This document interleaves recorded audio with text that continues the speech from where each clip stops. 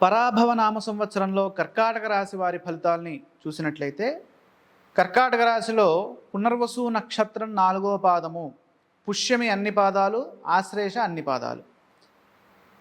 పునర్వసు పాదం పుష్యమాశ్లేషాంతం కర్కాటకం అని అంటోంది.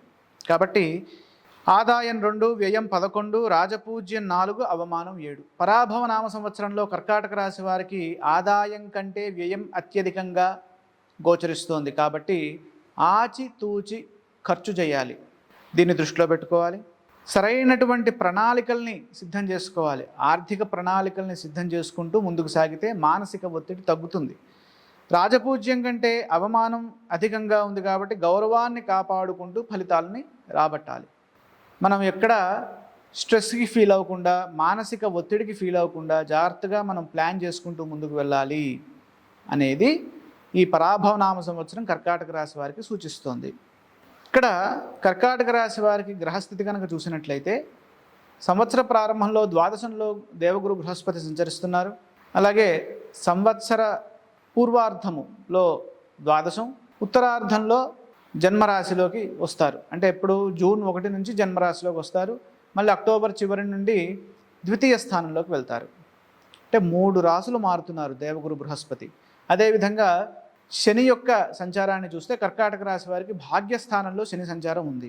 ఇక రాహువు అష్టమంలో ఉన్నారు, కేతు వచ్చేసి ద్వితీయ స్థానం అంటే సింహరాశిలో సంచారం చేస్తున్నారు. ఇక్కడ గ్రహబలాల్ని కనుక చూసినట్లయితే ఇక్కడ 9వ రాశిలో ఉన్నటువంటి శని అనుకూలంగా ఫలితాన్ని ఇవ్వడు, అష్టమ రాహువు ఫలితాన్ని ఇవ్వడు. అదేవిధంగా ద్వితీయంలో ఉన్నటువంటి కేతువు కూడా శుభప్రదమైనటువంటి ఫలితాలను ఇవ్వరు. ఇక రాహుకేతువులు డిసెంబర్ నుంచి మారుతున్నారు, పోనీ ఆ సమయంలోనైనా సరే ఇస్తారంటే అక్కడ కూడా ఇవ్వట్లా. కేవలం బృహస్పతి ఒక్కరే అక్టోబర్ చివరి వారంలో ఆయన శుభ ఫలితాలను ఇస్తున్నారు. కాబట్టి కర్కాటక రాశి వారికి గ్రహబలం తక్కువగా ఉంది. 25% మాత్రమే ఇక్కడ వారికి శుభయోగాలు గోచరిస్తున్నాయి. ఈ సంవత్సరంలో మిశ్రమ ఫలితాలు ఉన్నాయి. శని భాగ్యంలో సంచరించడం వల్ల అదృష్టం కొంత మందగించినట్లుగా కనిపిస్తుంది. కష్టపడితే ఫలితం దక్కుతుంది. ముఖ్యమైన కార్యక్రమాల్లో శ్రద్ధగా ముందుకు సాగాలి, బాధ్యతాయుతంగా పనిచేయాలి. అదేవిధంగా తీసుకునేటటువంటి నిర్ణయాల్లో 1కి 2 సార్లు ఆలోచించి పెద్దల సూచనలు తీసుకుంటూ వారి యొక్క ఆమోదంతో ముందుకు వెళ్ళాలి. ఇక అష్టమరాహు ఉన్నప్పుడు అష్టమంలో మనకి మంచి ఫలితాన్ని ఇవ్వడు రాహువు. ఆరోగ్యం పైన, అలాగే కుటుంబ బాధ్యతల ఒత్తిడి, ఇవన్నీ అనారోగ్య సమస్యలు పెరగడము, కుటుంబ బాధ్యతలు పెరగడము, ఇవన్నీ ఎక్కువ అవుతూ ఉంటాయి. కాబట్టి అష్టమంలో ఉన్నటువంటి రాహువు మిశ్రమ ఫలితాన్ని ఇస్తున్నారు. ఇక వాహనాలు నడిపేటప్పుడు కూడా జాగ్రత్తగా నైట్ డ్రైవింగ్స్ నడపకూడదు అనేది కూడా దృష్టిలో పెట్టుకోవాలి. ఇక రాహువు సప్తమంలో సంచారం చేస్తూ ఉండడం వల్ల ఎప్పటి నుంచి డిసెంబర్ 7 నుంచి రాహువు 7వ రాశిలోకి వెళ్తారు. అప్పటి నుండి వ్యాపారాల్లో, వైవాహిక జీవితంలో చిన్నపాటి పొరపచ్చాలు వచ్చే అవకాశం ఉంది.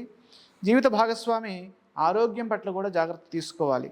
జూన్ 2 నుండి దేవగురు బృహస్పతి జన్మరాశిలోకి సంచారం చేస్తారు కాబట్టి ఉద్యోగంలో ఒత్తిడి పెరగకుండా చూసుకోవాలి. అలాగే స్థానచలన సూచనలు కూడా ఉంటాయి.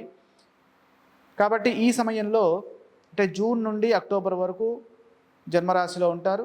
మళ్ళీ 2027 జనవరి చివరి వారం నుండి మళ్ళీ ఆయన తిరిగి జన్మరాశిలోకి వస్తారు. అంటే ఇక్కడ మధ్యలో అక్టోబరు చివరి వారం నుండి 2027 జనవరి చివరి వారం వరకు ద్వితీయ స్థానంలోకి వస్తారు. మళ్ళీ ఆ తర్వాత మళ్ళీ తిరిగి జన్మరాశిలోకి వస్తారు. కాబట్టి అత్యధిక కాలము జన్మరాశిలో ఉంటున్నారు. కాబట్టి ఉద్యోగ విషయంలో తగు జాగ్రత్తలు తీసుకుంటూ ముందుకు సాగాలి. పై అధికారులతో విభేదాలు లేకుండా అందరితో కలుపుకుపోతూ ముందుకు సాగాలి. ఇక కేతువు యొక్క స్థితి ద్వితీయంలో ఉండడం వల్ల మనం మాట్లాడేటప్పుడు ఆర్థిక విషయాల్లో, కుటుంబము, ధనము, వాక్కు, విత్తము, ఈ విషయాల్లో జాగ్రత్తగా ఉండాలి. ఇక జన్మరాశిలో ఉన్నటువంటి కేతువు డిసెంబర్ 7 నుండి ఆయన కూడా మిశ్రమ ఫలితాన్ని ఇస్తున్నాడు. కాబట్టి వైరాగ్యం కలగకుండా ఉత్సాహంగా ముందుకు సాగాలి. ఎప్పుడు సజ్జనులతో ఉండాలి. మంచి వ్యక్తులతో కనుక మనం మెలిగినట్లయితే మనకు కూడా సద్బుద్ధి కలుగుతుంది. సకారాత్మకమైనటువంటి ఆలోచనలు మనకు కూడా వస్తూ ఉంటాయి.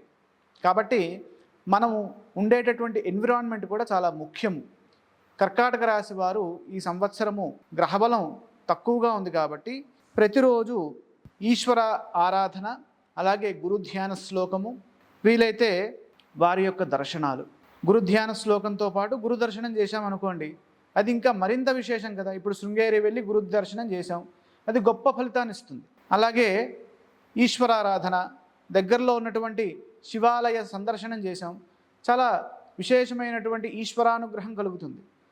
ఈశ్వరానుగ్రహం ఉంటే దేవగురు బృహస్పతి యొక్క ఫలితాలన్నీ అనుకూలిస్తాయి. కాబట్టి దీన్ని దృష్టిలో పెట్టుకుంటూ కర్కాటక రాశి వారు ఈ పరిహారాలని కనుక చేసినట్లయితే పరాభవనామ సంవత్సరంలో వీరికి అనుకూలమైనటువంటి శుభ ఫలితాలు సిద్ధిస్తాయి.